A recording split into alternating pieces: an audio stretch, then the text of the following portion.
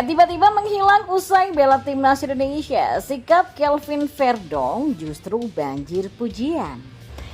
Ya, inilah 3 alasan FC Groningen akan menyesal melepas Ragnar Oratmangun dan bikin kuping PSSI panas. Sumarji mengatakan jamin timnas Indonesia saat ini bersih dari pemain titipan. Simak selengkapnya bersama saya hanya di Kamus Bola untuk Anda.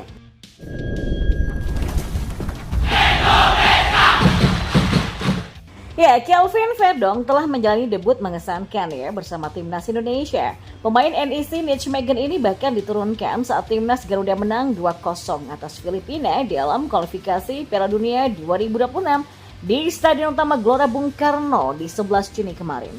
Pertandingan perdana bagi Verdong memang berjalan mulus, bahkan sang pemain langsung gacor dan memberikan kontribusi penuh terhadap permainan skuad Garuda. Dia tampil impresif dan agresif dan turut mengawal kedalaman skuad dan ikut membantu penyerangan timnas Indonesia. Verdong tampak langsung menyatu bersama dengan komposisi pemain yang diturunkan oleh pelatih Sinteyong. Pujian demi pujian pun didapat olehnya yang baru menyelesaikan proses naturalisasi pada awal Juni kemarin. Ya, tidak hanya sampai di situ, pujian juga kembali diberikan untuk Kelvin Verdong yang tiba-tiba menghilang usai membela timnas Indonesia. Berbeda dengan pemain lain yang mengabadikan waktu liburan di media sosial, postingan terakhir pemain keturunan Aceh ini adalah saat debut bersama timnas Indonesia yang diunggah sepekan silam.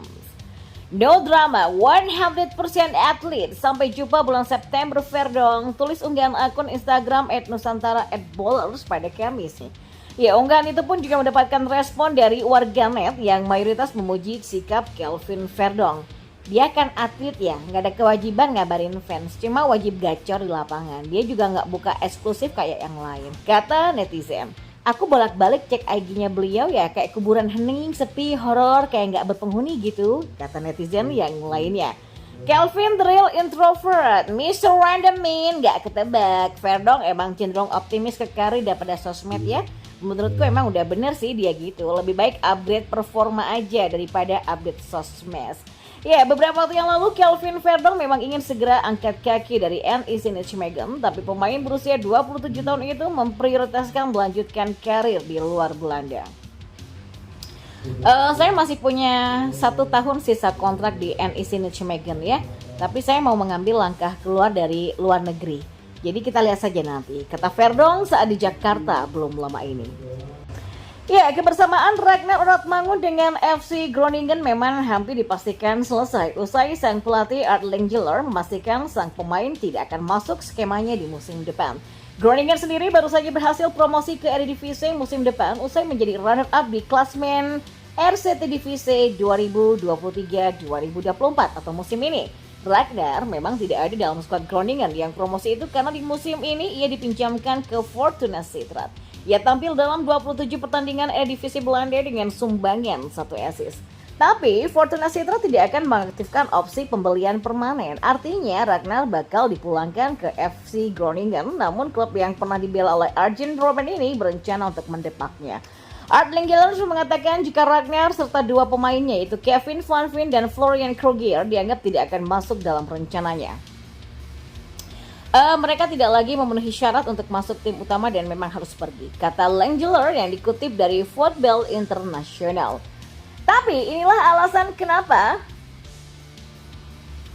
FC Groningen akan menyesal jika mendepak Ragnar Oratmangun. Yang pertama, harus bayar kompensasi. Ya, disita dari data transfer market, kontrak Ragnar bersama FC Groningen sendiri sebetulnya masih tersisa 1 musim atau terikat sampai Juni 2025.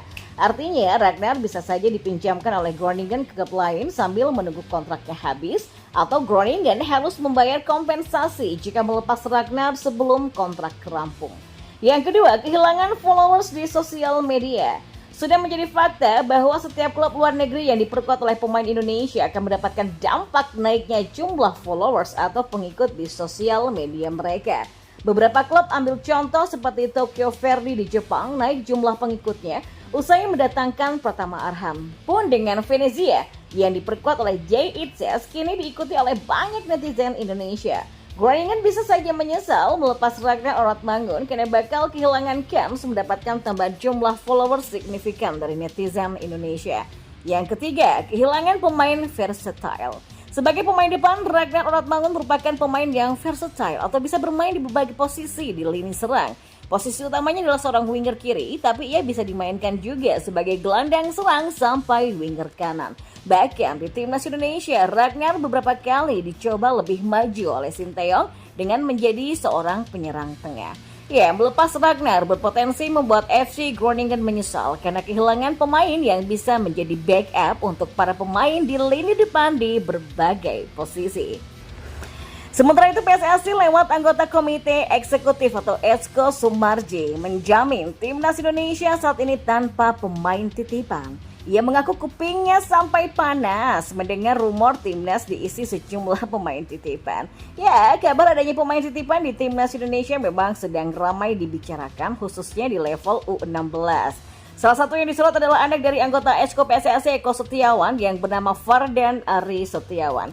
Fardan sempat mengikuti training camp atau TC Timnas Indonesia U16 di bawah asuhan Nova Arianto. Tapi pada akhirnya sang pemain tidak masuk dalam daftar pemain untuk Piala AFF U16 2024. Saya menambahkan perhatian dengan pemilihan pemain timnas yang selama ini teman-teman banyak mempertanyakan. Ada suara-suara sumbang, titipan dan lain sebagainya, kata Sumardi di Jakarta. Tapi perlu saya sampaikan ya kepada teman-teman semua berkaitan dengan pemilihan pemain yang akan dipakai untuk memperkuat timnas ini sudah lewat proses yang cukup panjang loh.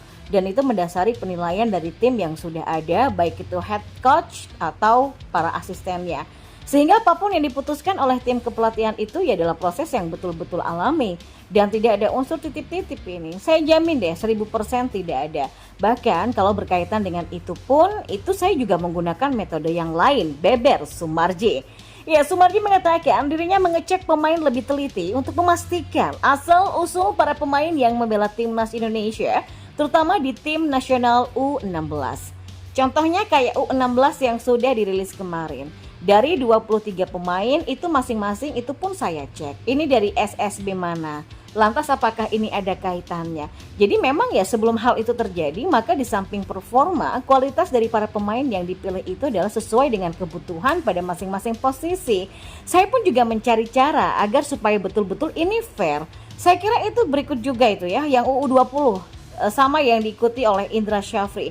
Metodenya pun juga sama. Jadi teman-teman harus percaya sehingga apa yang kita lakukan itu betul-betul ingin memperbaiki dan ingin mencari bibit-bibit yang memang betul-betul sesuai yang kita harapkan. Kalau nggak sesuai ya harus dicoret, ujarnya menambahkan.